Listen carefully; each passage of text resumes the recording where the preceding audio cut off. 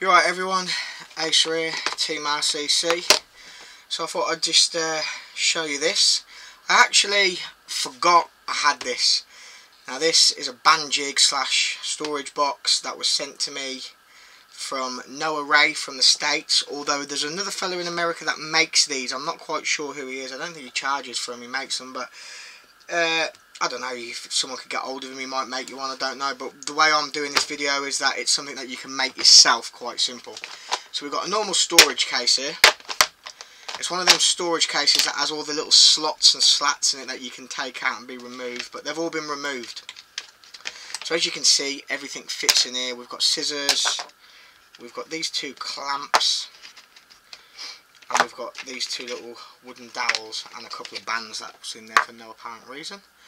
So what you've got a piece of wood in there. Like I say, it's a normal plastic container. Take a notice that sticker, I've stuck that on there from a material man I buy stuff from in America. Normal little case, slot bits that go in. It's been cut out in certain places to accommodate what needs to go in. But you've got a normal piece of wood across here, and it's got these, I don't know what you call them, but they've got a thread in the middle of them. You could use various things for that. But it's basically just glued, from what I can make out. No, it's not even glued it. It's a piece of wood that goes in the top of the lid.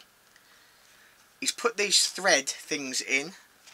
He's drilled holes in the outside of the box so the threads are there, and then put screws in to hold that piece of wood in place. So what you get then is these wooden dowels.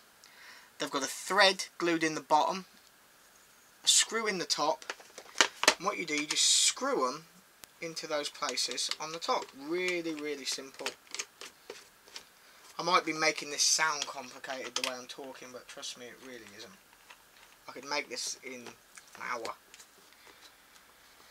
And what you've got, you tighten them in. You get your clamps. Again, stuff that you can buy online. Irwin clamps, these are available all over the world.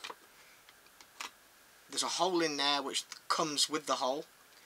Goes over the screw, each one. And there you have it. That is a Banjig. You open your clamps, you put one end in there, you stretch it across, you put the other end in there, and that's it.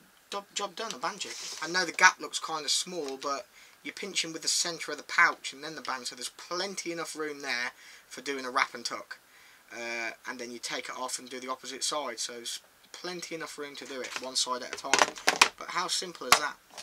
Like I said, these are rubber, wooden dowels. You buy these from a hardware store, you cut them down to size, you glue a piece of thread in the bottom. I don't know whether that's M5, it could be M5, could be, I think it's M5.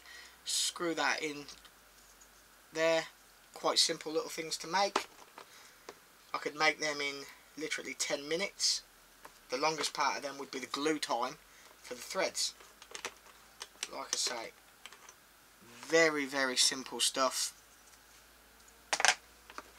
Then again, a piece of wood cut to size with these thread things put in the bottom. They're quite big ones, but I could use smaller ones like these, to be honest with you. Little small ones, just by a bigger size. I've got actually M6 versions of them, riv nuts.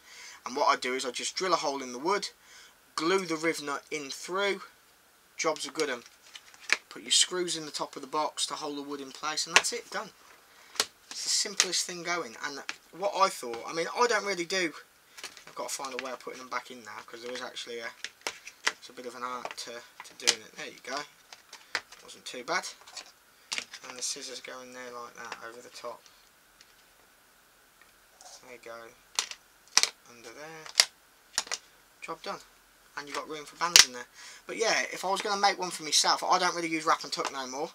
In fact, I went to use wrap and tuck the other day and realised they'd given me Banjig away and forgot I even had this. But if I was going to use wrap and tuck, I'd make one of these, but make it bigger. You can make quite a large one with loads of bits and bobs in there, but how easy is that to have that all compact, done? I mean, some of you might not be impressed by that, but I was massively impressed by that idea. And like I said, that is something I'd knock up, well, with gluing, a couple of hours I'd make that in a day. It's very, very simple. You don't need no special tools to do it, just a bit of a drill. You don't need a pillar drill, you do it with a hand drill. To be fair, a hand drill, a screwdriver and a handsaw. There you go. Just thought I'd show you that little Banjig. Cheers all, thanks for watching.